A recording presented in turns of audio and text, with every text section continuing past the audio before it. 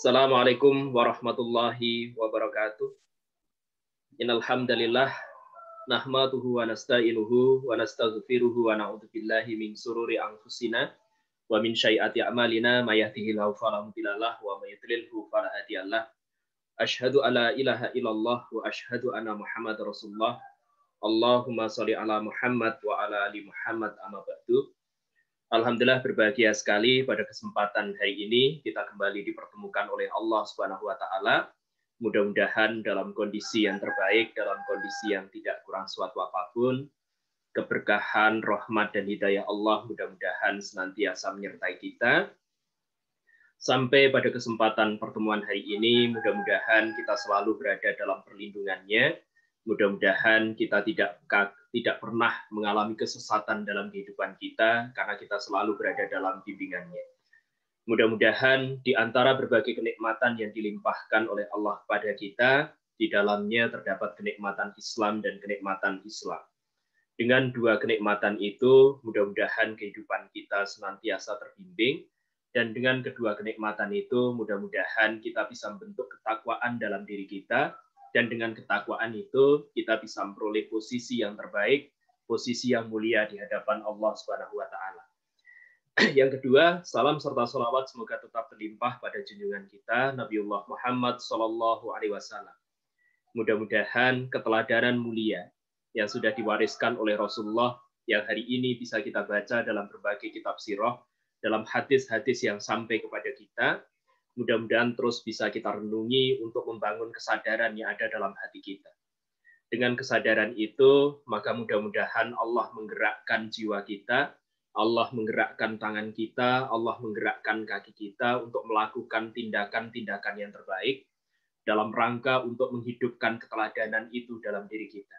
Dan mudah-mudahan ketika Allah memberikan takdir kepada diri kita untuk bisa menjadi teladan, maka mudah-mudahan keteladanan itu mengalir dalam masyarakat kita, dan risalah yang berasal dari Rasulullah mengalir melalui diri kita kepada masyarakat kita. Amin, amin, ya rabbal alamin. Dalam pertemuan kali ini, kita akan melanjutkan perkuliahan kita. Kalau dalam pertemuan sebelumnya kita sudah membahas tentang orientasi tasawuf, kemudian kita lanjutkan dengan membahas tentang sejarah perkembangan tasawuf, maka dalam pertemuan kali ini kita akan melanjutkan pembahasan kita untuk mengupas persoalan yang berkaitan dengan tasawuf akhlaki atau akhlak tasawuf. Dalam perkuliahan ilmu akhlak sebelumnya, saudara-saudara sudah mempelajari bahwa akhlak ini merupakan bagian yang tidak terpisahkan dari konsep Islam. Kalau kita membicarakan tentang dimensi-dimensi yang ada dalam syariah, maka syariah Islam itu setidaknya terbagi ke dalam tiga hal. Ada tiga dimensi dalam syariah Islam. Yang pertama, ketika kita membicarakan tentang persoalan syariah, maka kita tidak akan lepas pembicaraan kita dari persoalan yang berkaitan dengan akidah. Dalam disiplin ilmu akidah, di situ kita belajar tentang bagaimana mengesahkan Allah. Mengesahkan Allah dari sisi zatnya, dari sisi sifatnya, dari sisi afalnya, dari sisi perbuatannya. Dalam akidah ini, kita dituntut untuk memiliki keyakinan-keyakinan yang mendasar. Keyakinan-keyakinan yang bersifat mendasar ini akan menentukan bangunan-bangunan Islam yang ada di atasnya. Jadi akidah itu boleh kita katakan sebagai fondasi dasar dari ajaran agama kita.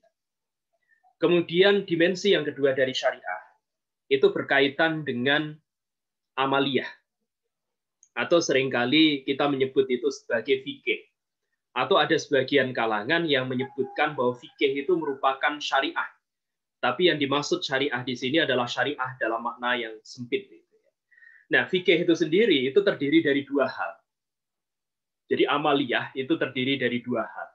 Yang pertama berkaitan dengan ibadah, kemudian yang kedua berkaitan dengan muamalah.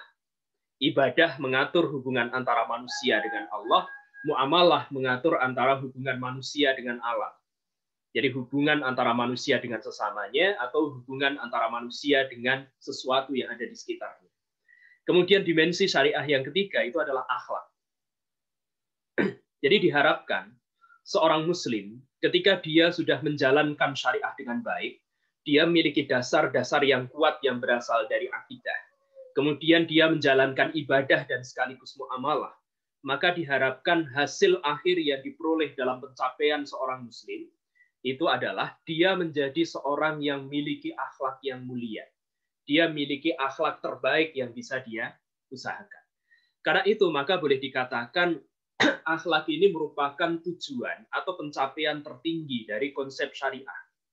Karena itu maka tidak heran ketika kita membicarakan tentang konsep tasawuf dan kita hubungkan dengan konsep akhlak, maka di situ kita akan menemukan satu konsep tasawuf yang disebut tasawuf akhlaki.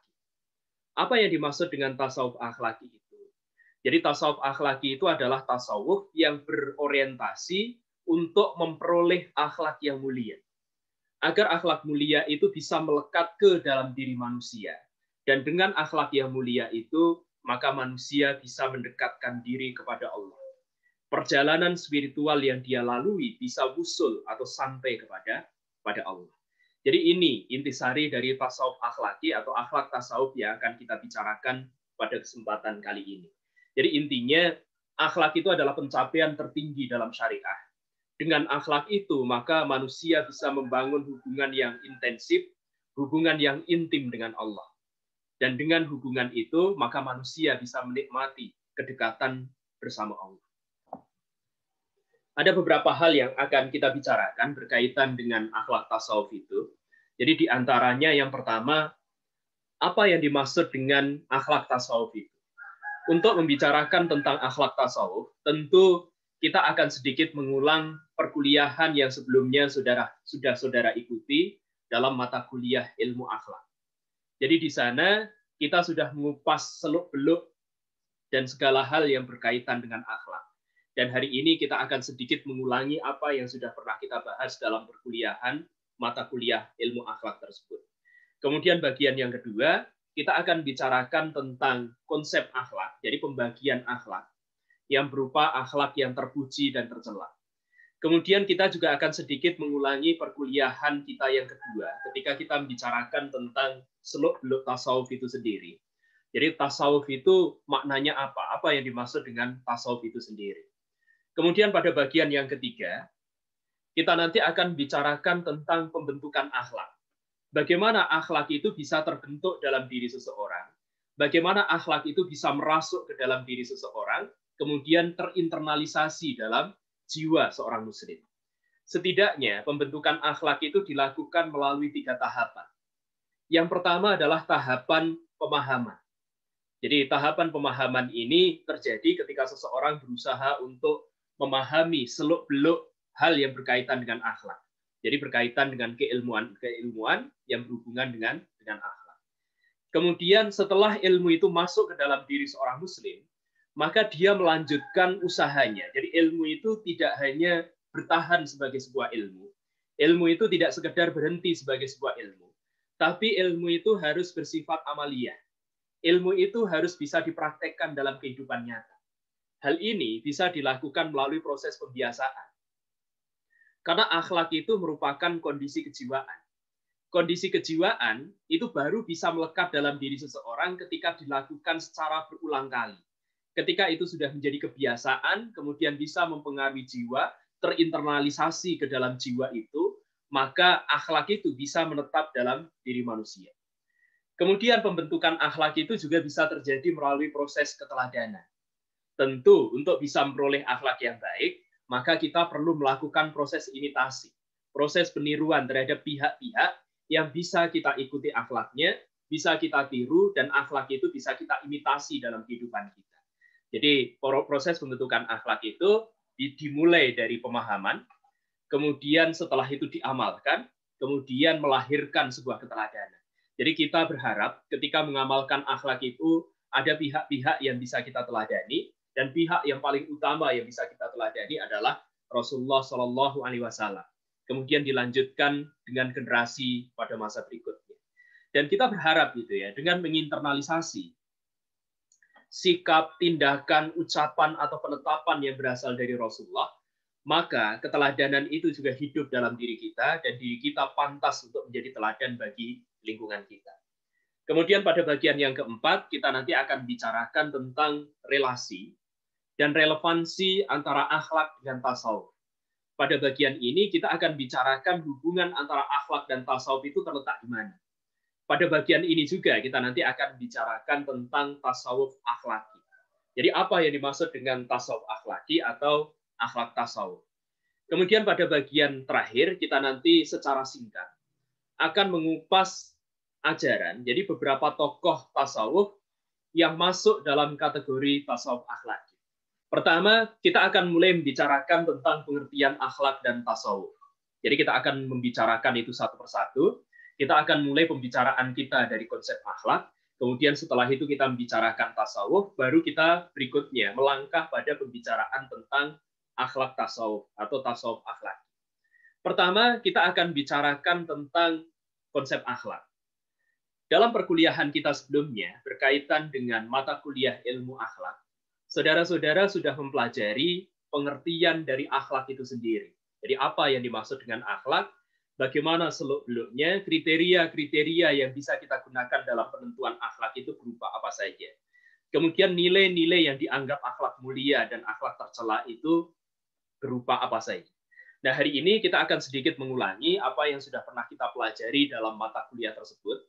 Mudah-mudahan dengan pengulangan itu, maka tertancapnya pengertian berkaitan dengan seluk-beluk akhlak itu akan semakin kuat dalam diri kita. Jadi kuat dan mengakar.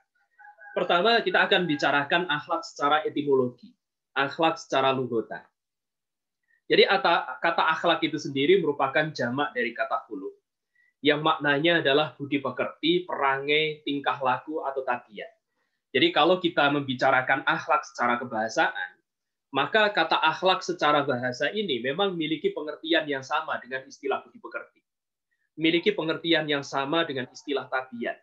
Memiliki pengertian yang sama dengan kata etika atau kata moral. Ini kalau kita lihat dari aspek kebahasaan. Akan tetapi, ketika kita membicarakan kata akhlak itu dalam pengertian secara istilahan, atau pengertian secara terminologi, atau pengertian secara teknis, maka kata akhlak ini ternyata merupakan kata yang memiliki makna yang luas, melampaui berbagai makna yang ada dari sisi kebahasaan. Jadi kata akhlak itu maknanya lebih luas dibandingkan kata etika, bahkan lebih tinggi dibandingkan kata moral, perangai, tingkah laku, dan seterusnya.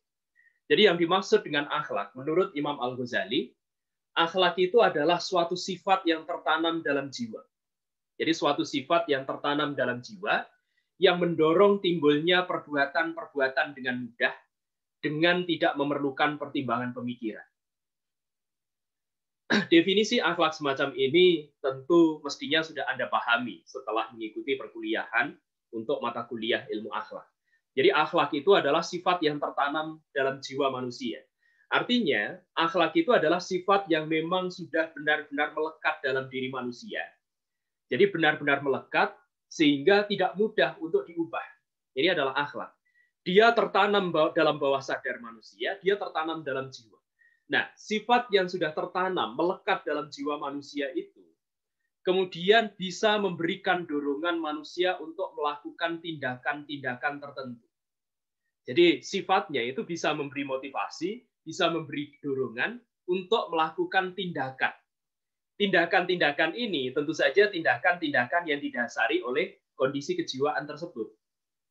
Nah, ketika tindakan itu sudah muncul dari dalam diri manusia, perbuatan itu akan terjadi dengan mudah. Biasanya tidak memerlukan pertimbangan yang terlalu lama, tidak memerlukan pertimbangan yang terlalu mendalam. Karena sifat dari perbuatan akhlak itu biasanya spontanitas. Jadi dia langsung merespon fenomena apapun yang terjadi di sekitarnya. Dalam beberapa kesempatan saya pernah mencontohkan kepada saudara-saudara. Jadi perbuatan dari akhlak itu, karena dia bersifat spontanitas, kadangkala jadi pemilik dari perbuatan ini sendiri ketika melakukan perbuatan itu dia seperti tanpa sadar. Karena itu sudah menjadi bagian dari dunia batinnya yang mendorong perbuatannya. Dan ini biasanya kesadaran yang dimiliki itu adalah kesadaran yang bersifat refleks. Jadi misalnya itu ya, dalam banyak kesempatan saya pernah memberikan contoh kepada saudara-saudara. Jadi akhlak itu, kalau Anda ingin mengetahui bagaimana menetapnya akhlak dalam diri seseorang, jadi misalnya dalam diri kawan Anda, maka saya ingin berikan satu ilustrasi yang tidak seharusnya Anda contoh dalam kehidupan sehari-hari. Jadi saya memberikan ilustrasi ini sekedar sebagai sebuah ilustrasi yang bisa Anda gunakan untuk memahami persoalan berkaitan dengan akhlak ini. Jadi misalnya Anda ingin tahu bagaimana karakter kawan Anda, maka sekali waktu coba kagetkan kawan Anda itu. Tapi ini tidak untuk dicoba ya, apalagi kalau kawan Anda memiliki sakit bawaan seperti penyakit jantung. Ini sangat tidak direkomendasikan untuk dilakukan. Ini sekedar sebuah ilustrasi. Jadi kawan Anda mau datang, akan memasuki satu ruangan, Anda berdiri di pintu. Anda kemudian menggertak kawan Anda itu. Reaksi yang keluar dari kawan Anda secara spontanitas ketika dia kaget, itu akan bisa menggambarkan kondisi dalam jiwanya, kondisi yang tertanam atau sifat yang tertanam dalam jiwanya. Bisa jadi ketika kaget itu dia akan mengeluarkan reaksi yang bersifat spontan, baik berupa perbuatan atau kata-kata. Jadi kalau dari kata-kata mungkin ketika dia kaget itu mungkin dia akan mengeluarkan umpatan misalnya. Atau dia juga bisa mengeluarkan kata-kata yang baik. Ya, kalau yang keluar itu adalah kalimat-kalimat yang baik ketika dia dalam kondisi kaget, berarti itulah kondisi kejiwaannya. Akan tetapi, ketika yang keluar dari mulutnya adalah kata-kata yang tidak pantas, atau bahkan bahasa kebun binatang itu semuanya muncul, maka itulah kondisi akhlak yang ada pada dirinya. Atau bisa juga berupa perbuatan. Jadi begitu dia kaget, kemudian dia saat itu juga langsung memukul misalnya. Atau begitu dia kaget, dia pingsan pada saat itu. Atau begitu dia kaget, dia melakukan tindakan tertentu yang tidak senonoh misalnya. Maka itulah kondisi kejiwaan yang dimiliki oleh seseorang itu. Jadi bisa jadi itu adalah kondisi real dari akhlak yang tertanam dalam diri kawan Anda. Jadi ini sekedar sebuah ilustrasi. Sekali lagi saya ingatkan, tidak usah dipraktekkan. Jadi sekedar sebuah ilustrasi. Karena ilustrasi yang saya gunakan ini ilustrasi yang cukup baik dan bukan cukup buruk ya. Jadi bukan tindakan yang baik. Jadi akhlak itu adalah sifat yang tertanam dalam jiwa, yang darinya itu timbul perbuatan-perbuatan dengan mudah. Dan biasanya tidak memerlukan pertimbangan pemikiran. Jadi kalau misalnya ada orang yang kecelakaan di jalan raya, niat kita untuk menolong itu sebenarnya sudah ada pada saat itu juga. Jadi misalnya kita ingin menolong orang, niat kita yang sebenarnya itu sudah ada pada tindakan yang pertama kali akan kita lakukan. Jadi misalnya, orang ini kok cantik, saya tolong. Maka pada saat itu dia kemudian menolong. Bismillahirrahmanirrahim, maka saya akan menolong. Maka itu sudah ada pada perbuatan yang dia lakukan pertama kali. Demikian juga kalau dia menolong dengan tujuan atau pamrih yang lain. Jadi misalnya dia menolong karena ingin mengambil keuntungan. Ini orang ini kecelakaan dan ternyata punya banyak emas. Saya ingin mengambil misalnya. Nah, ini hal semacam ini biasanya bersifat spontanitas. Secara pribadi, kalau akhlak itu masih menjadi kondisi kejiwaan, maka secara umum orang lain mungkin tidak akan mengetahui detailnya secara persis. Akan tetapi, ketika akhlak itu sudah lahir menjadi sebuah tindakan, maka orang lain bisa memberikan penilaian berdasarkan bentuk fisik dari tindakan itu. Kemudian Profesor Ahmad Amin, beliau mengungkapkan bahwa akhlak itu adalah kehendak yang dibiasakan. Artinya, kehendak membiasakan sesuatu, maka kebiasaan itu dinamakan akhlak. Jadi pada awalnya, akhlak itu memang terbentuk dari kebiasaan.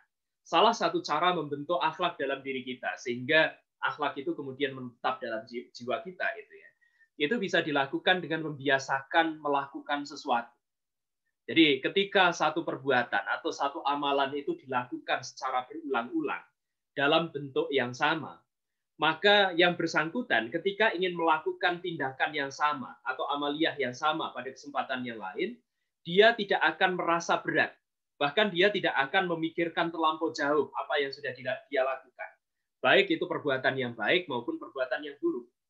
Seseorang yang terbiasa bangun malam, kemudian dia melaksanakan sholat pada malam hari, maka baginya bangun malam itu bukan sesuatu yang berat. Tetapi berbeda bagi mereka yang baru saja berusaha untuk latihan bangun malam. Demikian juga yang terbiasa melakukan bangun pagi. Jadi bagi mereka bangun pagi itu sesuatu yang sesuatu yang biasa saja. Akan tetapi, bagi mereka yang baru berusaha untuk bangun pagi, jadi belajar untuk bangun pagi, berlatih bangun pagi, kadangkala bangun pagi itu bukan persoalan yang sepele. Ketika biasanya dia ini termasuk bangsawan gitu ya. Bangsawan itu bangsa Netanyawan. Jadi termasuk bangsa orang-orang yang terbangun siang hari gitu ya. Tapi suatu ketika dia dituntut untuk selalu bangun pagi karena mendapatkan pekerjaan di pagi hari. Maka bangun pagi awal, jadi ketika dia berlatih bangun pagi di awal itu bisa jadi tidak mudah. Kadangkala disertai dengan reaksi-reaksi tubuh yang tidak bisa menerima kebiasaan baru itu. Jadi awal-awal bangun pagi tiba-tiba perut langsung melilit. Atau jadi kadangkala diiringi dengan berbagai gejala-gejala yang berasal dari fisik kita. Atau bahkan gejala yang berasal dari batin kita.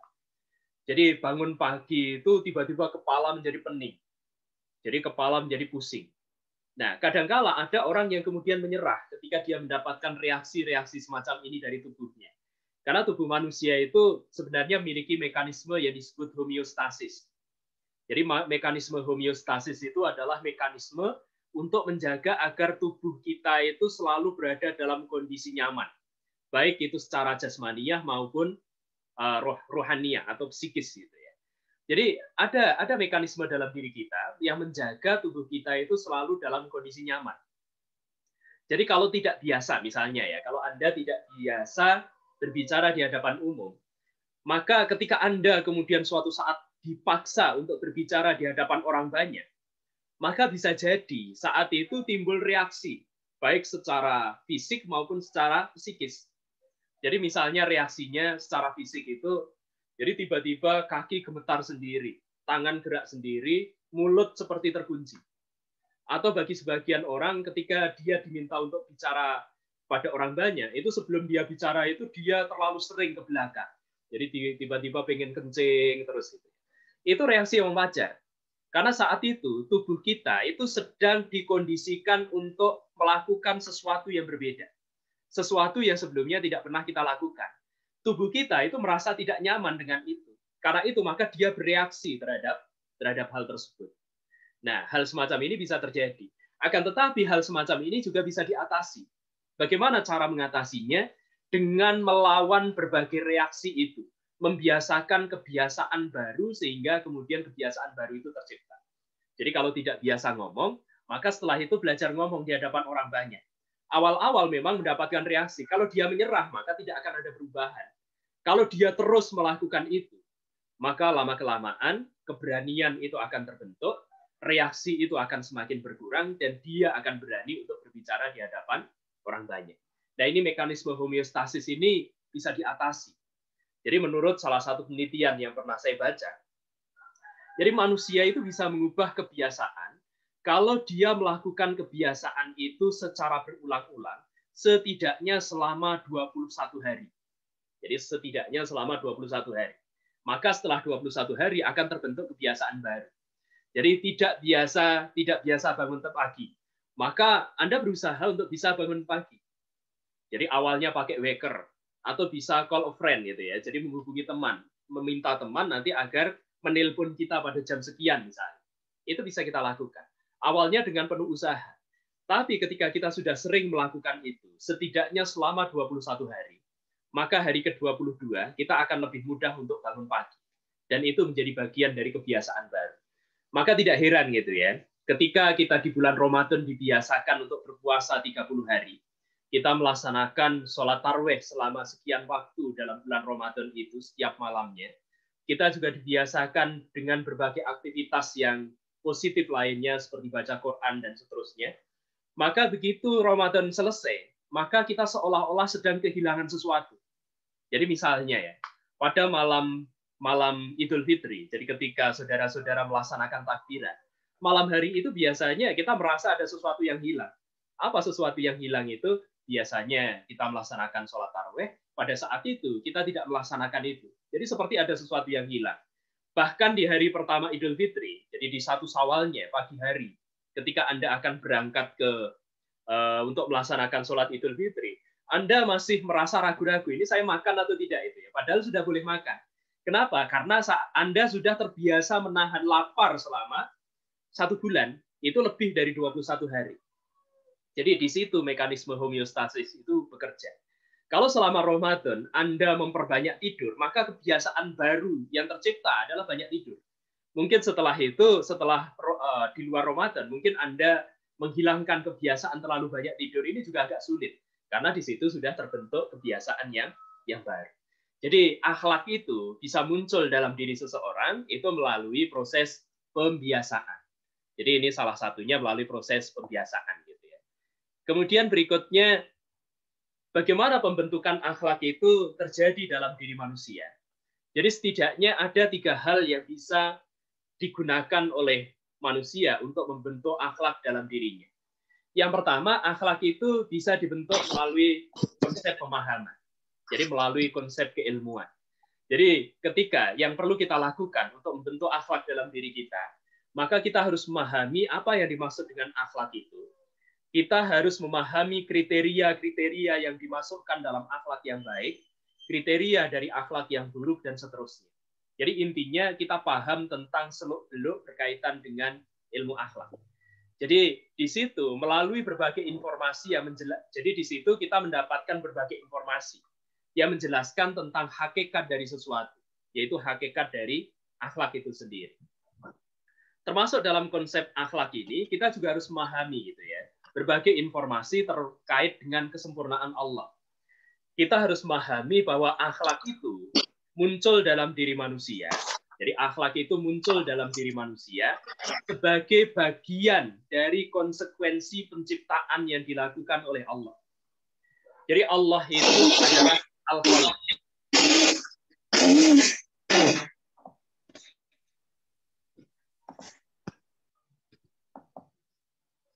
Jadi Allah itu adalah Al-Khaliq.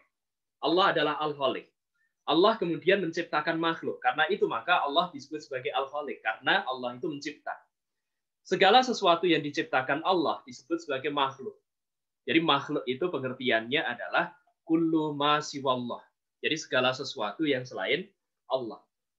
Nah, Allah sebagai Al-Khaliq ketika dia menciptakan makhluk, menetapkan bahwa makhluk itu untuk bisa berhubungan dengan Allah, itu harus menggunakan akhlak. Karena itu, maka akhlak itu merupakan konsekuensi dari penciptaan yang dilakukan oleh Allah. Manusia, karena dia sudah diciptakan oleh Allah, maka dia mestinya memiliki akhlak. Karena dengan akhlak itu, dia bisa berhubungan dan mendekatkan diri kepada Allah. Nah, ini berkaitan dengan pemahaman yang harus dimiliki oleh manusia dalam tahap awal, pembentukan akhlak. Kemudian berikutnya yang kedua melalui pembiasaan. Jadi setelah manusia itu memiliki ilmu, maka dia akan mempraktekkan dalam kehidupan sehari-hari. Nah, untuk bisa menerapkan akhlak itu dalam kehidupan, maka mestinya manusia itu berusaha untuk menekankan, jadi berusaha untuk membiasakan sikap-sikap dan perbuatan-perbuatan yang baik dalam kehidupan. Jadi dengan pembiasaan itu, maka manusia itu berusaha untuk menekankan pengalaman langsung. Ilmu yang diamalkan itu akan mendatangkan hikmah. Hikmah itu bisa berupa ilmu yang baru. Jadi ketika ilmu itu diamalkan, maka akan melahirkan pengetahuan yang baru, akan melahirkan ilmu yang baru. Ilmu yang baru yang diperoleh dari pengamalan ilmu itulah yang disebut sebagai hikmah. Jadi ini adalah proses pembiasaan. Kemudian yang ketiga adalah proses keteladanan. Jadi uswah hasanah. Untuk bisa membentuk akhlak dalam diri manusia, maka tentu kita memerlukan sosok teladan yang bisa kita gunakan sebagai patron, yang bisa kita gunakan sebagai model dalam memilih sikap dan melakukan tindakan yang benar. Tokoh ini mestinya kita imitasi segala sesuatu perbuatan yang dia miliki. Jadi dalam hal ini seorang muslim, seorang mukmin itu seharusnya menjadikan Rasulullah SAW sebagai teladan dalam bersikap, teladan dalam berkata, teladan dalam menetapkan sesuatu. Jadi di sini maka keteladanan itu diperlukan dalam pembentukan dan pembangunan akhlak dalam diri seorang muslim. Berikutnya kita akan bicarakan tentang pembagian akhlak. Apa yang kita bicarakan di sini juga mengulang dari pembicaraan kita dalam perkuliahan ilmu akhlak. Secara umum, akhlak itu dibagi menjadi dua, yaitu akhlak mahmudah dan akhlak madhmumah. Akhlak mahmudah itu adalah akhlak yang baik. Harapannya seorang muslim, seorang mukmin itu memiliki akhlak yang baik, di mana akhlak ini melekat dalam jiwanya, kemudian menjadi dasar bagi tindakan-tindakan yang dia lakukan. Akhlak yang baik itu diantaranya berupa sifat pemaaf, jadi mudah memaafkan terhadap kesalahan orang lain. Dan sifat pemaaf ini tentu juga mengikuti gitu ya. Jadi mengikuti sifat yang dimiliki oleh Allah. Jadi Allah itu Rahman dan sekaligus Rahim. Allah itu penuh dengan kasih sayang. Allah itu juga mudah untuk memaafkan, menerima taubat hambanya. Kemudian sabar, ikhlas, menepati janji. Qanaah, jadi menerima apapun yang diberikan Allah terhadap dirinya. Jujur, penyayang, pemurah, baik hati, dan seterusnya. Sifat-sifat ini hendaknya dihidupkan dalam diri seorang muslim menjadi bagian dari qalbunya. Menjadi sesuatu yang melekat dalam jiwanya dan mendorong perbuatan-perbuatan lahir dari dasar sifat-sifat yang terpuji tersebut. Kemudian yang kedua adalah akhlak madmumah. Akhlak madmumah ini adalah akhlak yang dicela oleh Allah. Di antaranya misalnya adalah riya. Riya ini adalah satu sifat yang muncul dalam diri seseorang akibat kurang paham tentang tujuan amaliyah yang dimiliki oleh manusia. Jadi manusia itu inginnya perbuatan-perbuatan baik yang dia lakukan itu dipuji oleh pihak lain, dilihat oleh pihak lain, dan kemudian dipuji. Ini riya. Jadi kenapa riya itu bisa muncul? Karena manusia kurang paham tujuan dari amal. Bahwa amaliyah yang dilakukan oleh manusia, baik itu dalam bidang ibadah maupun muamalah, itu dalam rangka untuk mencapai ridho Allah. Tetapi ketika tidak paham persoalan yang berkaitan dengan ini, apalagi didukung dengan kondisi kurang iman, maka sifat riya ini bisa muncul. Jadi dia selalu ingin perbuatan-perbuatan baik yang dia lakukan disaksikan oleh pihak lain. Jadi ini riya itu ya, ini riya. Jadi ini salah satu sifat yang bisa jadi sangat mudah menjangkiti hati manusia, menelusup ke dalam kalbu kita dan menyebabkan kerusakan yang bersifat mendasar. Karena itu maka hati-hatilah gitu ya dengan sifat ini, riya ini. Kemudian yang kedua adalah sum'ah. Sum'ah ini mirip dengan riya. Tetapi sum'ah ini berkaitan dengan pendengaran. Kalau riya itu lebih banyak berkaitan dengan penglihatan. Kalau sum'ah itu berkaitan dengan pendengaran. Apa sum'ah itu? Sum'ah itu berusaha untuk menonjolkan perbuatan-perbuatan atau apapun yang kita lakukan dengan tujuan agar didengar orang lain. Agar orang lain itu memuji. Jadi ini mirip dengan riya. Kalau riya itu kan ingin dilihat. Kalau sum'ah itu ingin didengar. Jadi kita sudah melakukan apa, kita kemudian menceritakan kepada pihak lain. Tujuannya agar orang lain itu memuji diri kita. Nah, hati-hati, hal semacam ini juga sangat mudah terjadi, menjangkiti jiwa kita gitu ya. Jadi kita harus hati-hati dalam persoalan ini. Kemudian berikutnya ujub. Apa ujub itu? Jadi ujub itu sikap membanggakan diri. Seolah-olah kita paling hebat.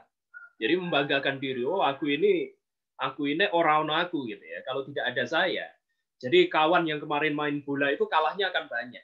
Jadi misalnya, jadi seolah-olah kita ini begitu bangga terhadap diri kita. Padahal segala sesuatu yang ada dalam diri kita, wajah kita yang mungkin rupawan, otak kita yang mungkin memiliki daya intelektualitas yang tinggi, itu bukan sesuatu yang pantas untuk kita banggakan. Karena itu semua adalah anugerah dari Allah. Seharusnya kita syukuri, bukan untuk kita banggakan, apalagi dengan tujuan untuk mendapatkan pujian dari pihak lain. Nah ini ujub, membanggakan diri sendiri. Atau boleh dikatakan ujub itu sikap kagum terhadap diri sendiri. Sehingga kita melupakan kekaguman kita terhadap keberadaan Allah. Ini ujub. Nah sifat ujub itu bisa berubah menjadi takabur. Kalau tidak kita kendalikan dengan baik. Apa takabur itu? Jadi takabur itu adalah sikap ujub yang dibarengi dengan mendustakan kebenaran. Dan biasanya memiliki ciri meremehkan orang lain. Jadi mudah meremehkan orang lain. Ini takabur. Jadi takabur itu sombong, mendustakan kebenaran, meremehkan orang lain. Jadi karena itu maka jangan sampai ya. Jadi ketika ujub itu sudah mulai ada dalam diri kita, saat itu sudah mulai muncul keinginan untuk membanggakan diri kita, memperkenalkan diri kita bahwa diri kita itu orang hebat, diri kita ini lebih cerdas dibandingkan orang lain. diri kita ini lebih baik dibandingkan orang lain, diri kita ini lebih banyak beribadah dibandingkan orang lain, dan kita bangga dengan semua itu, membanggakan itu di hadapan manusia, maka segera obati, segera terapi hati Anda, agar tidak berubah menjadi takabur. Karena takabur itu bisa terbentuk dari sifat ujub. Jadi ini harus hati-hati. Kemudian berikutnya adalah tomak. Apa tomak itu? Tomak itu rakus, serakah terhadap dunia. Sehingga dia tidak lagi memikirkan mana yang halal, mana yang haram. Bahkan halal haram itu bahkan dicampur aduk gitu ya, dan menjadi tidak jelas. Kalau kita menginginkan dunia terlalu berlebihan sehingga sudah tidak peduli dengan berbagai konsep yang diajarkan oleh Allah dan Rasul-Nya tentang halal dan haram, maka khawatirnya kita akan terjerembab dalam kesesatan yang nyata gitu ya. Jadi tomak ini harus kita hindari betul. Apalagi tomak terhadap dunia yang menyebabkan perjalanan akhirat kita, kehidupan rohaniah kita mengalami gangguan. Kemudian bakhil. Apa yang dimaksud dengan bakhil itu? Jadi bakhil itu menahan sesuatu yang seharusnya tidak ditahan. Jadi misalnya menahan harta. Harta itu harusnya kita berikan kepada pihak lain. Tetapi kita menahannya. Ngapain diberikan kepada pihak lain? Yang untung dia, saya yang rugi. Nanti saya kehilangan harta saya. Atau dalam kata lain, bakhil itu dalam bahasa kita sering disebut sebagai pelit. Jadi pelit, medit, dan seterusnya itu ya. Jadi ada ungkapan-ungkapan yang kita gunakan untuk membicarakan tentang sifat bakhil. Jadi atau kikir itu ya. Jadi kikir. Kemudian berikutnya adalah fitnah. Apa yang dimaksud dengan fitnah? Fitnah itu sesuatu yang ketika menimpa seseorang itu bisa mendatangkan rasa tidak senang. Itu fitnah. Karena itu maka tidak heran gitu ya, dalam konsep agama kita anak itu disebut sebagai fitnah. Anak itu disebut sebagai fitnah. Kenapa? Karena anak itu bisa mendatangkan rasa tidak senang pada orang tuanya. Ketika proses pendidikan terhadap anak itu keliru, anak itu bahkan bisa menyeret orang tuanya untuk masuk ke dalam neraka. Anak itu menjadi ujian bagi orang tuanya, yang menentukan orang tuanya itu akan lulus atau tidak sebagai pribadi yang diuji oleh Allah. Maka anak itu bisa menjadi fitnah. Harta itu juga fitnah. Omongan yang salah tentang orang lain itu juga fitnah. Karena seringkali begini ya, kita memahami fitnah itu kan sekedar kalau ada orang lain membicarakan orang lain, sementara yang dibicarakan itu sesuatu yang keliru, sesuatu yang tidak berdasar, maka itu fitnah. Kita sering maknai fitnah itu sekedar itu, padahal makna fitnah ini sangat luas ya. Itu bagian dari fitnah saja. Nah ini adalah akhlak madmumah, akhlak tercela seperti riya, sum'ah, ujub, takabur, tomak, kemudian bakhil, fitnah, dan seterusnya. Jadi harapannya seorang muslim itu ketika keimanan menetap dalam dirinya, maka dia akan memiliki akhlak mahmudah. Dia berusaha untuk menghindarkan diri dari akhlak madmumah. Jadi seorang muslim ketika dia punya keimanan yang kuat, kemudian dia melaksanakan amaliyah yang terbaik, baik dari sisi ibadah maupun muamalah, harapannya dia akan memperoleh akhlak yang terbaik sebagai buah dari pelaksanaan syariat, yaitu berupa akhlak mahmudah. Dan akhlak ini nanti bisa digunakan untuk semakin mendekatkan diri kita kepada Allah, membangun hubungan yang intens dan intim bersama Allah. Ini terkait dengan pembagian akhlak. Berikutnya kita akan mempelajari tentang apa yang dimaksud dengan tasawuf itu. Dalam pertemuan awal kemarin, ketika membicarakan tentang orientasi tasawuf, kita sudah membicarakan tentang pengertian dari tasawuf, baik sisi kebahasaan maupun dari sisi istilahan. Hari ini saya ingin menghadirkan kembali, jadi pengertian tasawuf itu dari sisi istilahan, tapi kita menggunakan pengertian yang lain, yang berbeda dari apa yang sudah kita pelajari dalam pertemuan kedua kemarin. Gitu ya. Yang pertama, saya mengutip pernyataan dari Muhammad Ali Al-Qasar. Beliau mengungkapkan bahwa tasawuf adalah akhlak mulia yang timbul pada masa mulia dari seorang mulia di tengah kaum yang mulia. Di sini kita melihat itu ya, bahwa Muhammad Ali Al-Qasar, beliau sudah mulai menghubungkan antara tasawuf dengan akhlak. Jadi tasawuf itu ternyata memiliki hubungan yang erat dengan akhlak. Boleh dikatakan beliau berusaha untuk menggambarkan kepada kita bahwa tasawuf itu adalah akhlak mulia yang sudah dipraktekkan pada masa mulia. Masa apa yang dimaksud? Masa kenabian, yaitu masa di mana Rasulullah pada saat itu masih hidup, masa di mana Rasulullah pada masa itu sedang membina para sahabat. Dari seorang yang mulia, siapa yang dimaksud di sini? Yang dimaksud adalah Rasulullah Shallallahu Alaihi Wasallam, Nabi Muhammad. Kemudian yang hidup di tengah-tengah kaum mulia, yang dimaksud adalah para sahabat. Karena para sahabat itu adalah kaum yang secara zahir dan batin, mereka mendapatkan pembinaan secara langsung dari Rasulullah Shallallahu Alaihi Wasallam. Gurunya adalah Rasulullah itu sendiri. Gurunya adalah manusia yang paling mulia, teladan yang paling utama. Maka tidak heran ketika dari proses pendidikan yang dilakukan oleh Rasulullah menghasilkan satu generasi yang sangat luar biasa. Rasulullah sendiri itu dididik oleh Allah. Hal ini diungkapkan oleh Rasulullah dalam salah satu hadis. Adabani Rabbi fa ahsana ta'dibi. Jadi kata Rasulullah, Allah itu sudah mendidikku. Maka dengan demikian aku memperoleh pendidikan yang terbaik. Jadi kata yang digunakan oleh Rasulullah di situ itu berhubungan dengan konsep takdib. Jadi konsep pemberadaban gitu ya. Jadi pendidikan yang memberadabkan. Jadi hal itu berarti Rasulullah itu seperti sedang mengatakan, Allah itu mendidikku dengan adab. Maka aku memperoleh, maka aku memiliki adab yang terbaik. Maka aku menjadi pribadi yang paling beradab. Ini kalau kita mensyarah dari hadis yang diungkapkan oleh Rasulullah Shallallahu Alaihi Wasallam itu. Kemudian Imam Al-Junaid Al-Baghdadi, beliau mengungkapkan, hendaknya kita berhubungan dengan al-haq tanpa perantara atau wasilah. Dan di kitab lain, dia mendefinisikan tasawuf adalah hendaknya hidup dan matimu diserahkan kepada al-haq. Ini yang dimaksud dengan tasawuf. Jadi tasawuf itu adalah upaya untuk selalu menghubungkan antara diri kita dengan Allah tanpa melalui perantara apapun. Karena hubungan itu bisa terbentuk secara intens antara diri kita secara pribadi dan diri Allah secara pribadi. Jadi ini yang dimaksud dengan tasawuf. Jadi tasawuf itu adalah perjalanan spiritual untuk menuju kepada Allah dan sampai kepada Allah atau wusul kepada Allah. Kemudian berikutnya, bagaimana relasi antara akhlak dengan tasawuf? Bagaimana hubungan antara akhlak dengan tasawuf itu? Jadi akhlak itu adalah bagian dari tasawuf akhlaki.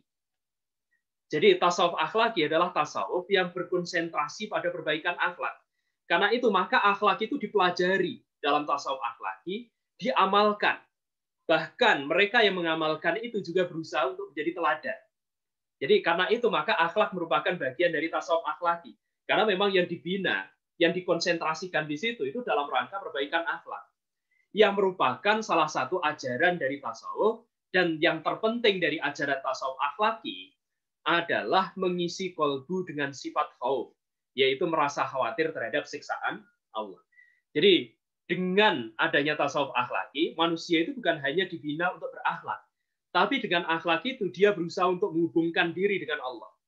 Dia berusaha untuk menunaikan semua hak-hak Allah. Dia berusaha untuk menunaikan kewajiban-kewajiban yang dituntut oleh Allah. Dengan landasan apa? Dengan landasan khauf. Jadi menciptakan ketakutan apabila kita mendapatkan siksaan dari Allah, menciptakan ketakutan apabila amaliyah kita tidak diterima oleh Allah. Apakah menciptakan rasa takut, khawatir mendapatkan siksaan Allah itu sesuatu yang tercela, atau sesuatu yang memiliki efek yang kecil, atau sesuatu yang boleh kita remehkan? Tidak. Tapi takut kepada Allah itu adalah amaliyah yang dilakukan oleh Rasulullah maupun para sahabat. Karena itu, kalau ada sebagian dari kalangan masyarakat kita yang mengatakan hubungan kita dengan Allah itu jangan karena kita takut disiksa, tapi karena kita cinta pada Allah. Maka itu tidak salah, tetapi Anda jangan sampai meremehkan sifat takut terhadap Allah. Jadi justru gitu ya, ketika kita takut disiksa oleh Allah, pada saat itu kita ini sedang mempraktekkan sikap yang dimiliki oleh generasi awal yang dididik oleh Rasulullah. Jadi merasa khawatir terhadap siksaan Allah, itu artinya kalau kita disiksa oleh Allah, Allah itu tidak berkehendak baik terhadap kita. Jadi Allah menghendaki sesuatu yang tidak baik. Kehendak Allah berarti tidak kita laksanakan pada saat itu. Artinya saat itu kita sudah berkhianat kepada Allah. Jadi berkhianat pada kehendak yang dimiliki oleh Allah atas diri kita. Karena itu maka takut terhadap siksaan Allah ini justru sesuatu yang memiliki nilai yang sangat tinggi. Ini relasi antara akhlak dengan tasawuf. Nah, berikutnya kita akan bicarakan tentang tasawuf akhlaki. Apa yang dimaksud dengan tasawuf akhlaki? Jadi tasawuf akhlaki adalah tasawuf yang berkonsentrasi pada perbaikan akhlak.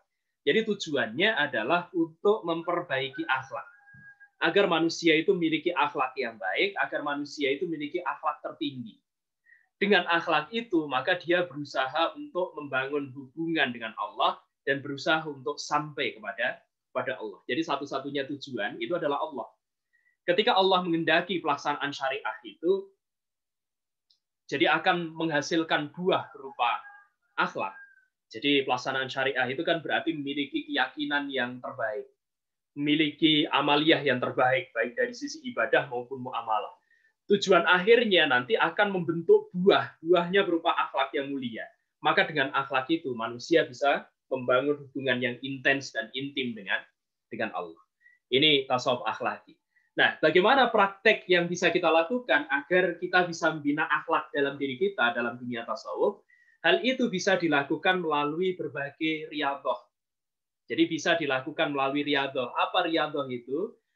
Riyadhah itu adalah latihan untuk mendisiplinkan badan dan rohani kita, untuk mendisiplinkan jasmani dan rohani kita, dan sekaligus akal kita. Jadi 3 potensi manusia itu, baik potensi jasmani, rohani, dan akal, ketiga-tiganya harus didisiplinkan. Untuk apa? Agar memiliki keteraturan, agar lebih mudah untuk mendekatkan diri kepada Allah. Potensi itu bisa kita manfaatkan dengan mudah untuk semakin dekat dengan Allah. Nah, Imam Al-Ghazali dalam Ihya Ulumuddin, beliau membagi riyadhah itu menjadi 4. Jadi ada 4 riyadhah yang bisa kita lakukan. Jadi latihan badan, rohani, dan akal itu bisa kita lakukan melalui 4 cara. Yang pertama, dengan mengurangi makan. Jadi yang pertama, mengurangi makan gitu ya. Jadi mengurangi makan. Bagaimana cara melakukannya? Jadi mengurangi makan itu bisa dilakukan dengan puasa. Atau dia memakan hanya sekedar untuk memenuhi hak tubuhnya. Dia makan tidak berlebih-lebihan. Dia makan sekedar untuk menegakkan tulang punggung. Jadi dengan makan itu, dia bisa mempertahankan kehidupannya, dia bisa menjaga kelangsungan hidupnya, agar dia tetap bisa melakukan peribadatan kepada Allah. Jadi makan pun itu memiliki tujuan, dan tujuan utama ketika seorang sufi makan, itu dalam rangka untuk menjaga kelangsungan hidup, agar dia bisa menjaga kelangsungan peribadatannya. Jadi segala sesuatu yang dilakukan oleh manusia itu mengikuti tujuan yang dikehendaki oleh Allah atas penciptaan manusia. Wa ma khalaqtul jinna wal insa illa liya'budun. Jadi Allah itu tidak menciptakan jin dan manusia itu kecuali untuk ibadah. Karena itu maka ketika makan, apa yang sudah tergambar dalam persepsi kita, apa yang sudah terbangun dalam benak kita itu dalam rangka untuk peribadatan kepada Allah, bukan yang lain. Jadi makan itu bukan sekedar untuk memuaskan nafsu lidah, bukan sekedar untuk memuaskan kenyangnya perut atau sesuatu yang lain. Tapi itu memiliki tujuan yang lebih tinggi dari itu. Dan saya kira dalam hal ini barangkali kita harus lebih sering mengingatkan diri kita itu ya. Kita harus sering menyadarkan apa yang ada dalam hati kita, bahwa segala hal yang kita lakukan itu tidak bisa tidak, selalu memiliki hubungan dengan Allah. Kadangkala kita sadari dan kadangkala tidak kita sadari. Nah, dalam tasawuf upaya menumbuhkan kesadaran inilah yang penting. Jadi upaya menumbuhkan kesadaran inilah yang penting. Bahkan bisa mengingat Allah pada saat dia tidur dan seterusnya. Kemudian yang kedua adalah mengurangi tidur. Yang kedua adalah mengurangi tidur. Jadi mengurangi tidur itu bisa dilakukan dengan bangun pada malam hari, menjalankan sholat malam misalnya, atau bisa juga dilakukan dengan mempertinggi kualitas diri kita, dengan membaca berbagai kitab-kitab yang memungkinkan bisa membawa hati kita semakin dekat dengan Allah. Membaca kitab-kitab yang berkaitan dengan keilmuan, sehingga dengan ilmu itu membuat kita semakin takut dengan Allah, semakin menghormati kebesaran Allah, semakin tunduk dan patuh kita kepadanya, dan seterusnya. Jadi ini mengurangi tidur. Atau mengurangi tidur itu juga bisa dilakukan untuk hal-hal lain yang baik, gitu ya. Jadi memperbanyak pikir dan seterusnya. Tetapi bukan berarti menghilangkan tidur, karena manusia itu tidak mungkin melakukan hal itu. Jadi tidur itu adalah hak manusia. Jadi tidur itu adalah hak tubuh yang dimiliki oleh manusia. Hak yang dimiliki oleh jasmani itu tetap harus ditunaikan.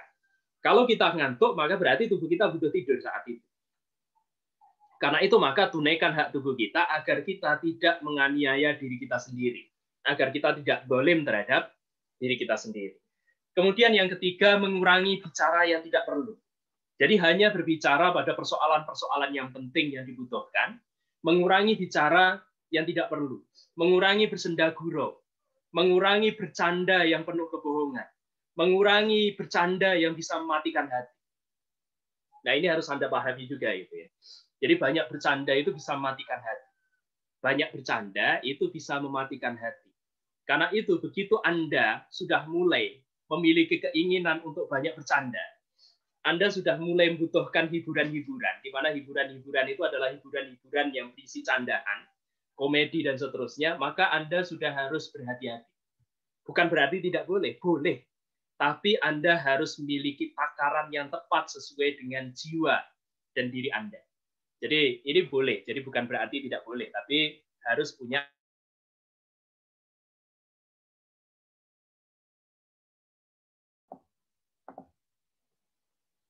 Ya, saya lanjutkan. Jadi ketika Anda sudah mulai dekat dengan candaan-candaan semacam itu, sudah mulai suka ini stand up komedi ini, maka hati-hati. Pelihara hati Anda. Bukan tidak boleh, boleh ya, boleh. Akan tetapi banyak bercanda itu bisa mendatangkan matinya hati. Tetapi kita tahu bahwa tanda hati itu benar-benar mati ketika Anda sudah tidak bisa diajak bercanda. Jadi bercanda itu tetap perlu dalam kehidupan. Banyak bercanda mematikan hati, tidak bisa bercanda, tidak bisa diajak bercanda, berarti hatinya sudah mati. Nah ini, karena itu maka harus hati-hati dalam persoalan ini. Jadi bicara yang perlu saja, bicara ketika diperlukan. Kemudian ketika memang tidak diperlukan dan tidak sesuai dengan kapasitas kita, maka kurangi pembicaraan kita, kendalikan lisan kita, kendalikan lidah kita. Barangkali kalau pada masa sekarang, jadi bicara ini mungkin juga bisa diwakili dengan tulisan. Karena saat ini saudara-saudara mungkin dibandingkan bicara mungkin lebih banyak menulis gitu ya. Jadi menulis di sosial media dan seterusnya. Jadi hati-hati juga dalam apa yang Anda tulis. Sebaiknya apa yang Anda tulis itu bisa mendatangkan manfaat bagi diri Anda dan bisa mendatangkan manfaat bagi orang lain. Jadi ini berkaitan dengan mengurangi bicara.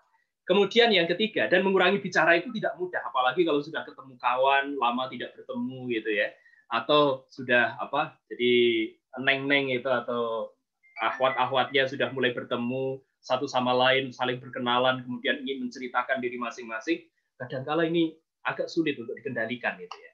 Karena itu maka mengurangi bicara itu adalah bagian dari riyadhah, bagian dari riyadhah. Mengurangi bicara itu maknanya juga memperbanyak amaliyah. Jadi jangan sekedar bicara.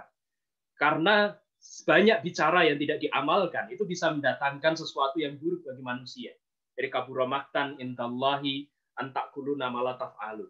Jadi amat berat di sisi Allah orang itu yang hanya ngomong saja tetapi dia tidak melaksanakan apa yang dia omongkan. Kemudian yang keempat, menahan rasa sakit ketika disakiti oleh orang lain. Jadi menahan rasa sakit ketika disakiti oleh orang lain. Ini sesuatu yang lebih sulit lagi. Coba misalnya ya, ada orang yang menyinggung kita di hadapan umum, itu rasa sakitnya luar biasa. Rasa sakitnya seolah tidak tertahan. Besok kita ingat dengan itu, besoknya ingat lagi, rasa sakit muncul lagi. Bahkan ketika kita ketemu orangnya, jarak jauh saja, kita langsung teringat rasa sakit kita. Tetapi dalam riyadhah ini, justru Imam Al-Ghazali jadi menggunakan salah satu hal ini sebagai riyadhah, menahan rasa sakit ketika disakiti oleh orang lain. Jadi kita membangun persepsi dalam diri kita. Ketika kita disakiti orang lain itu justru kondisi kejiwaan yang muncul. Kita bersyukur. Ya Allah, saya disakiti oleh orang lain. Alhamdulillah, Engkau memberikan kesempatan bagiku untuk mendewasakan hatiku. Bisa tidak ini ya? Jadi alhamdulillah ada orang yang menyakitiku, berarti engkau sedang menjadikan dia sebagai wasilah untuk melonggarkan apa yang ada di dadaku, untuk menghapus dosa-dosaku dan seterusnya. Jadi kondisi semacam ini harus dibangun mestinya. Jadi menahan rasa sakit ketika disakiti oleh orang lain. Ketika kesabaran itu akan muncul dalam diri manusia karena disakiti oleh orang lain, maka itu menjadi sifat yang terpuji. Sifat semacam ini akan menjadi sifat yang baik yang menentukan arah gerak perjalanan kehidupan kita. Kemudian riyadhah ini yang dilakukan, yang direkomendasikan oleh Imam Al-Ghazali ini merupakan praktek sufi yang sudah berjalan pada abad pertama dan kedua Hijriah. Kemarin kita sudah mempelajari ini ketika kita membicarakan tentang sejarah perkembangan tasawuf gitu ya.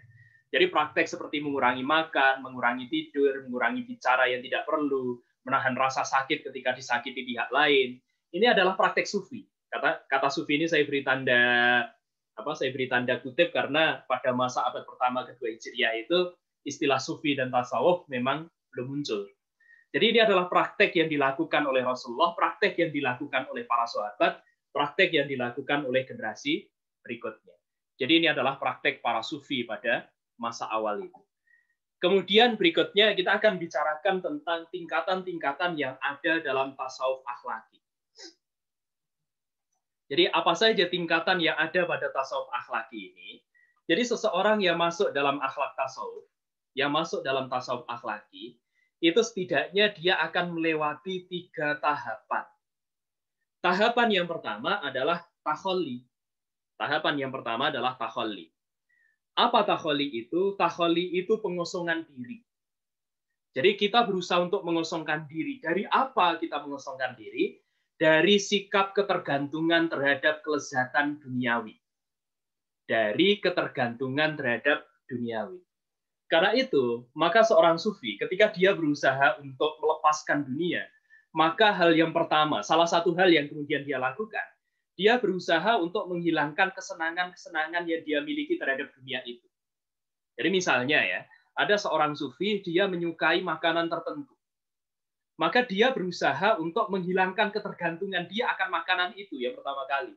Jadi misalnya itu ya, saya ini termasuk orang yang suka sate awalnya. Jadi saya suka sate dulu. Jadi kalau sudah lihat sate itu ya seneng banget. Kalau lihat warung sate pengen mampir gitu ya. Tapi hal yang pertama yang harus dihilangkan adalah pekarman semacam ini. Apa ya pekarman? Semacam hobi itu ya, hobi makan ini berarti. Nah itu harus dihilangkan pertama kali. Jadi jangan sampai kita tergantung pada sate. Kita bisa tergantung, kita bisa mengambil makanan yang lain.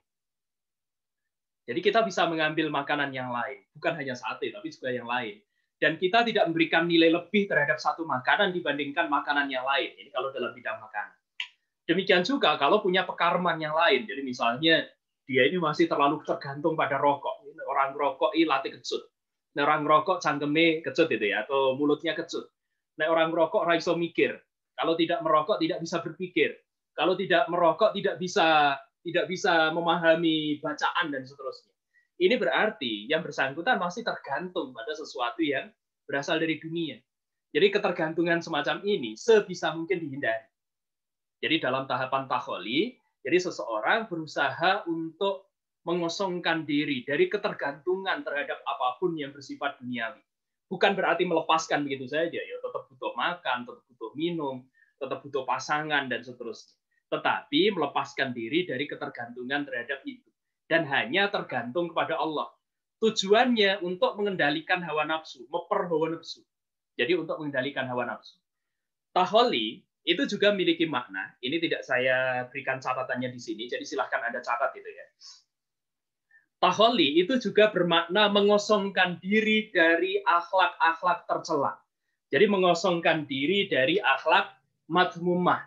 Seperti misalnya tadi sudah kita bicarakan ada riya, ada sum'ah, ada ujub, ada takabur, ada tomak, kemudian ada bakhil, ada fitnah, dan seterusnya. Jadi takholli itu berarti maknanya 2. Jadi yang pertama mengosongkan diri dari ketergantungan terhadap sesuatu yang bersifat duniawi. Yang kedua mengosongkan diri dari akhlak tercela. Jadi akhlak tercela, sifat-sifat tercela seperti tomak, takabur, sum'ah, riya, dan seterusnya itu dibersihkan dari dalam diri kita melalui berbagai riyadhah yang dilaksanakan. Jadi dibersihkan, dikosongkan. Setelah kosong maka masuk dalam tahapan takholli. Setelah kita tidak terlalu tergantung pada duniawi, setelah kita tidak memiliki akhlak tercela yang tertanam, melekat dalam diri kita, maka kita menghiasi diri kita. Jadi takholli itu mengisi. Tahalli itu mengisi. Mengisi diri kita dengan sifat-sifat mulia. Caranya dengan membiasakan sifat dan sikap serta perbuatan yang baik. Agar itu melekat ke dalam jiwa kita. Ini tahalli. Baru kemudian masuk dalam tataran tajalli. Tajalli itu ditandai dengan melekatnya sifat mulia itu dalam diri manusia, menyatu, ajur-ajur, menjadi satu dengan jiwa manusia. Jadi kalau sifat-sifat mulia itu sudah menyatu dalam diri manusia, akhlak mahmudah itu sudah menyatu dalam diri manusia, maka tajalli itu dimulai. Jadi tajalli itu adalah tersingkapnya penghayatan akan rasa ketuhanan, sehingga kita selalu memendam rasa rindu yang mendalam terhadap keberadaannya, keberadaan Allah Subhanahu wa taala. Ini tingkatan-tingkatan yang ada dalam tasawuf akhlaki. Berikutnya kita akan bicarakan tentang tokoh ajaran tasawuf akhlaki. Jadi di sini saya menghadirkan 4 tokoh dan saya tidak akan bicarakannya terlalu detail. Nanti silahkan Anda mempelajari tokoh-tokoh ini, Anda bisa mengambil sumber-sumber yang lain untuk melihat secara jelas detail kehidupan mereka, bagaimana pengajaran yang mereka lakukan, bagaimana sifat dan sikap dan perbuatan yang mereka lakukan sepanjang kehidupan mereka. Jadi mereka ini adalah tokoh-tokoh tasawuf akhlaki. Yang pertama adalah Hasan Basri. Hasan Basri ini beliau lahir di Madinah. Imam Hasan Al-Basri, beliau lahir di Madinah tahun 21 Hijriah. Jadi saat itu Rasulullah masih hidup, tetapi beliau masih kecil. Beliau berpendapat bahwa dunia itu adalah ladang beramal. Ad-dunya mazra'atul akhirah. Jadi dunia itu adalah tempat bercocok tanam bagi akhirat. Ya, nanti panennya di akhirat. Ketika hidup di dunia, kita banyak mengalami duka cita. Nah, mestinya apa yang kita alami di dunia itu berupa duka cita, kekecewaan, kemudian kesedihan, dan seterusnya, itu justru akan semakin memperteguh amal soleh kita. Karena di situ kita melihat betapa lemahnya dunia itu. Betapa lemahnya dunia itu. Betapa dunia itu begitu rapuh. Sehingga mestinya kita kemudian lebih termotivasi untuk melakukan amal soleh, karena ada kehidupan yang lebih sejati. Ada kehidupan yang lebih pasti, yaitu kehidupan akhirat. Nah, tasawuf itu berfungsi untuk menghadirkan rasa takut. Takut ketika kita mendapatkan siksa Allah, takut jika amaliyah yang kita lakukan tidak diterima di sisi Allah. Ketika itu tidak diterima, artinya saat itu Allah itu sedang dalam posisi meremehkan kita. Artinya apapun yang kita lakukan sia-sia di hadapan Allah. Dan berarti ketika itu dianggap sia-sia oleh Allah, maka kita tidak memiliki nilai apapun di hadapan Allah. Kalau itu terjadi, maka kecelakaan besar bagi diri kita sebagai makhluk yang diciptakan oleh Allah. Kemudian yang kedua adalah Imam Al-Muhasibi. Jadi beliau lahir di Basrah tahun 165. Beliau berpendapat ada 3 hal yang bisa kita lakukan untuk membersihkan jiwa kita. Yang pertama adalah makrifat. Jadi makrifat itu maknanya di situ kita melakukan perjalanan untuk sampai kepada Allah, mengenal Allah dengan pengenalan yang sejati. Pengenalan yang semengenal-mengenalnya terhadap Allah. Jadi pengenalan sejati terhadap Allah. Kemudian, untuk membersihkan jiwa kita, itu juga bisa kita lakukan dengan menghadirkan khauf. Jadi rasa takut kita kepada Allah. Takut kalau amaliyah kita tidak diterima, takut jika Allah kemudian murka terhadap diri kita dan memasukkan kita ke dalam neraka. Sembari dilandasi dengan rojak. Jadi selalu berharap kepada Allah. Selalu berharap akan ridhonya, selalu berharap akan perlindungannya. Sikap harap ini menunjukkan bahwa diri kita memiliki ketergantungan yang intens terhadap Allah. Jadi tidak ada tempat kita bergantung yang lain kecuali hanya kepada Allah. Maka rojak ini harus kita hidupkan. Jadi pengharapan kita kepada Allah itu tidak boleh mati dari hati kita. Karena itu maka jaga terus prasangka baik kita kepada Allah. Sehingga khauf dan rojak itu bisa tetap bersenyawa dalam jiwa kita. Kemudian berikutnya adalah Imam Al-Qushairi. Menurut beliau, jadi tasawuf itu harus mengikuti sesuai ajaran agama dalam pemahaman Ahlus Sunnah wal Jamaah. Jadi tasawuf yang dipelajari dalam tasawuf akhlaki itu sama dengan tasawuf sunni. Jadi tasawuf akhlaki itu sinonimnya atau kata lainnya adalah tasawuf akhlaki. Tasawuf sunni atau tasawuf akhlaki itu sama. Karena tujuannya memang untuk mempertinggi kualitas akhlak dan dengan akhlak itu bisa sampai kepada Allah. Nah, tasawuf ini harus dilandasi dengan ajaran agama, harus disesuaikan dengan syariah. Tidak boleh melenceng dari syariah. Jadi tidak ada orang yang bertasawuf itu, jadi kalau dia sudah sampai pada tataran hakikat atau makrifat, maka syariah boleh ditinggalkan. Setelah itu dia meninggalkan sholat. Dia tidak lagi menjalankan fikih misalnya. Jadi menjalankan ibadah sebagaimana yang ada dalam fikih. Ibadahku itu ibadah hati. Karena itu ibadah gerakku itu aku tinggalkan. Yang semacam ini adalah zindik.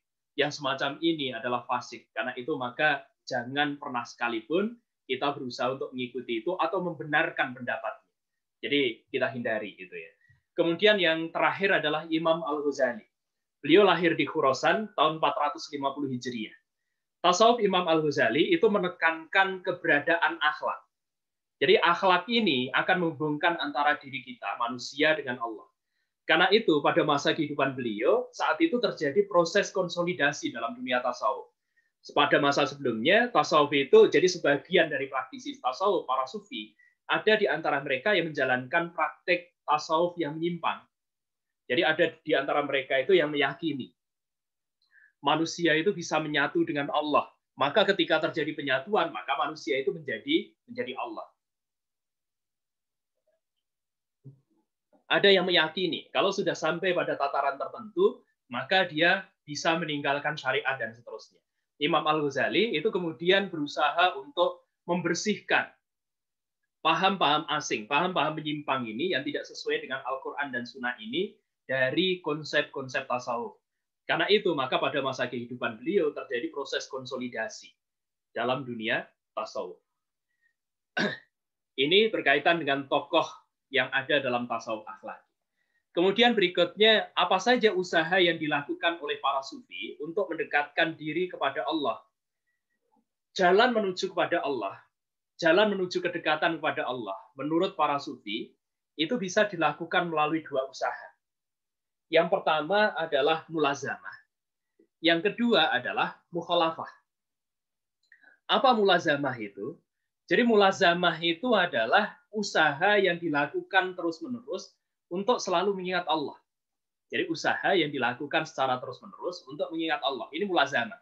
Jadi kita melazimkan mengingat Allah itu dalam setiap kehidupan kita, dalam setiap detak kehidupan kita, dalam setiap detak jantung kita, dalam setiap hembusan dan tarikan nafas kita.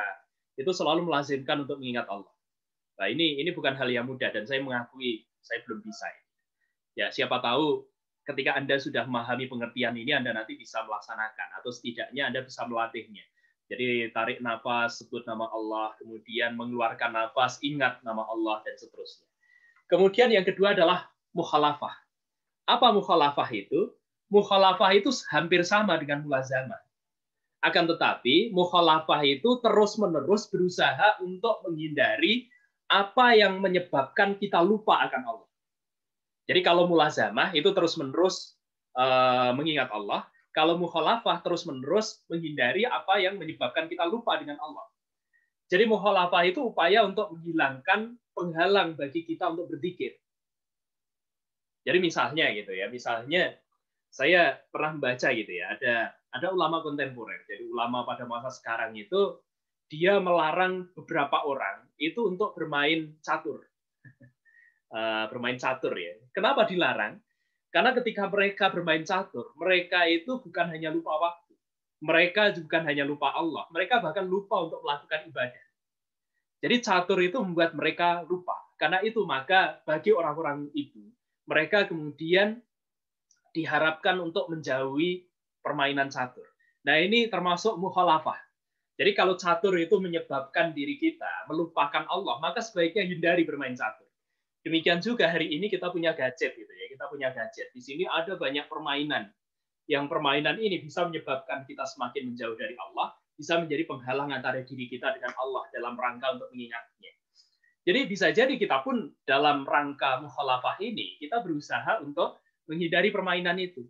Kecuali ketika bermain itu gitu ya. Jadi ketika bermain itu justru kemudian menyebabkan kita semakin ingat dengan Allah.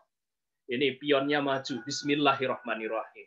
Wah, pionnya bisa makan ster, alhamdulillah gitu ya. Kemudian pion kita gantian dimakan, astagfirullahaladzim. Ini kalau bisa mengingatkan itu, ya ini saya kira bagus juga ya. Jadi mungkin bisa dilaksanakan.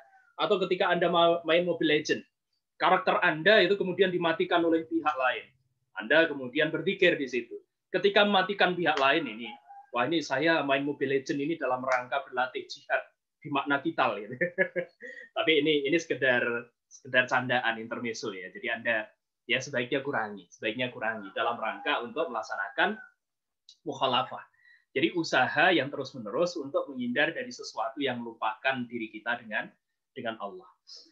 Untuk memperdalam dan melanggengkan rasa kedekatan dengan Allah. Jadi kalau kita sudah merasa dekat dengan Allah, maka para sufi itu mengajarkan beberapa hal. Yang pertama munajat, kemudian muhasabah, muraqabah, kasratul dzikir, kemudian dzikrul maut, dan yang terakhir tafakur. Yang pertama adalah munajat. Apa munajat itu? Jadi munajat itu adalah sepenuh hati, mengharapkan, jadi berusaha sepenuh hati, sepenuh jiwa, untuk mengharapkan ampunan dan ridho dari Allah. Ini munajat. Kemudian muhasabah. Muhasabah itu introspeksi diri. Kita berusaha untuk menghitung-hitung, menghisap diri kita. Apa yang sudah kita lakukan dalam satu hari ini, kekeliruan apa yang sudah kita lakukan. Kita berusaha untuk mengingat-ingat sebelum tidur. Jadi kita sudah melakukan kesalahan pada orang lain itu siapa saja. Bentuk kesalahannya seperti apa. Jika kemudian kita ingat, kita segera minta maaf. Setidaknya keesokan harinya. Atau kalau kesalahannya cukup besar ya saat itu juga. Toh sekarang ini ada gadget ya. Dengan HP Anda bisa menghubungi untuk minta maaf pada orang yang sudah Anda zalimi dan seterusnya. Karena kita juga tidak tahu apakah besok masih bisa hidup atau tidak. Sembari sambil sebelum tidur itu kita memikirkan siapa saja orang yang sudah mendolimi kita. Jadi saat itu juga kita berusaha untuk melatih hati kita untuk memaafkan orang-orang yang sudah mendolimi kita pada hari itu. Jadi dengan cara itu maka kita akan memiliki kehidupan yang lebih ringan insya Allah. Kita tidak akan terbebani oleh dunia. Kita tidak akan terbebani oleh hubungan kita dengan orang lain. Ini. Kemudian yang ketiga adalah muraqabah. Muraqabah itu sifat sikap merasa dekat dengan Allah. Jadi kita ini semakin korib gitu ya, semakin dekat dengan Allah. Nah, muraqabah ini adalah sifat yang selalu merasa bahwa dirinya itu dilihat dan diawasi oleh Allah. Karena itu maka muraqabah ini boleh dikatakan ini merupakan bentuk lebih lanjut gitu ya, bentuk lebih lanjut dari hadirnya sifat ihsan dalam diri manusia. Jadi ihsan itu kan selalu merasa berada di bawah pengawasan Allah, sehingga kita malu untuk melakukan perbuatan-perbuatan yang keliru. Jadi melakukan perbuatan yang keliru dan kita terus termotivasi untuk melakukan perbuatan yang mulia sesuai dengan apa yang dikehendaki oleh Allah. Kemudian berikutnya adalah kasratul dzikir. Jadi memperbanyak dzikir, memperbanyak rasa ingat kita. Berarti kita melazimkan itu, melazimkan dzikir, mulazamah. Kemudian setelah itu dzikrul maut, berusaha untuk mengingat kematian. Karena dengan mengingat kematian itu kita akan semakin dekat dengan pemutus kenikmatan. Kita akan semakin dekat dengan keberadaan Allah. Ya, sering-sering melakukan ziarah kubur gitu ya. Sering-sering bertandang kepada orang yang sakit. Sering-sering kita kemudian melihat orang berkunjung ke atau melakukan ziarah terhadap orang-orang yang mati dan orang-orang yang atau tetangga kita yang meninggal dan seterusnya. Jadi ini dalam rangka untuk dzikrul maut. Jadi dzikrul maut itu akan mengingatkan kita kepada Allah. Mudah-mudahan dengan cara itu kita bisa memperbanyak ibadah kita, termotivasi untuk beribadah. Kemudian yang terakhir adalah tafakur. Tafakur itu memikirkan kebesaran Allah dengan melihat tanda-tandanya yang ada di alam semesta. Jadi kita melakukan permenungan, melihat tanda-tanda. Di sana akan kita temukan bahwa di alam raya itu kehadiran Allah.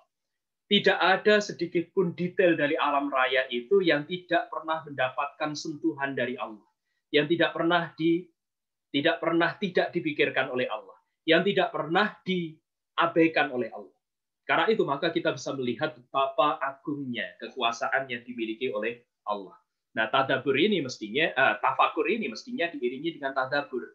Jadi kita merenungkan ayat-ayat yang dimiliki oleh Allah, terutama yang berasal dari ayat-ayat qauliyah. Dari hadis maupun dari Al-Quran, kita renungi untuk mendapatkan ilmu baru yang bisa kita gunakan untuk membimbing hati kita agar semakin dekat dengan Allah. Nah, terakhir, jadi kesimpulan dari perkuliahan kita hari ini akan saya bacakan. Dalam rangka pendidikan mental spiritual, metode yang ditempuh para sufi adalah menanamkan rasa benci pada kehidupan duniawi. Ini berarti melepaskan kesenangan duniawi untuk mencari Allah. Esensi cinta kepada Allah adalah melawan hawa nafsu.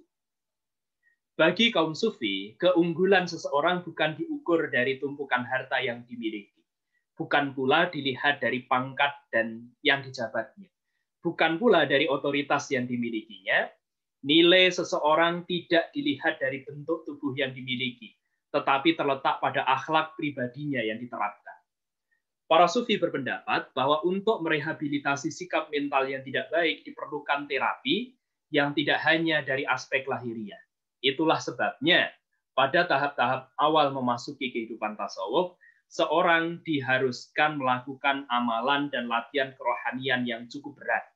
Tujuannya adalah menguasai hawa nafsu, menekan hawa nafsu sampai titik terendah hingga mematikan hawa nafsu. Tapi mematikan hawa nafsu di sini tidak bersifat permanen. Tapi itu nanti temporal untuk waktu-waktu tertentu saja. Oke, saya kira itu apa yang perlu saya sampaikan pada perkuliahan kita hari ini. Mudah-mudahan bisa memberikan manfaat yang terbaik bagi kehidupan kita. Kita akan selalu menemukan itu ya, dalam setiap perjalanan kehidupan kita itu sesuatu yang baru. Perspektif baru yang sebelumnya tidak kita miliki. Amalia-amalia yang sebelumnya tidak pernah kita pikirkan dan seterusnya. Jadi mudah-mudahan itu semua bisa membentuk menjadi bagian dari karakteristik sifat perangai watak yang kita miliki, dan mudah-mudahan ada manfaatnya bagi amaliyah yang kita lakukan agar kita bisa sampai kepada Allah.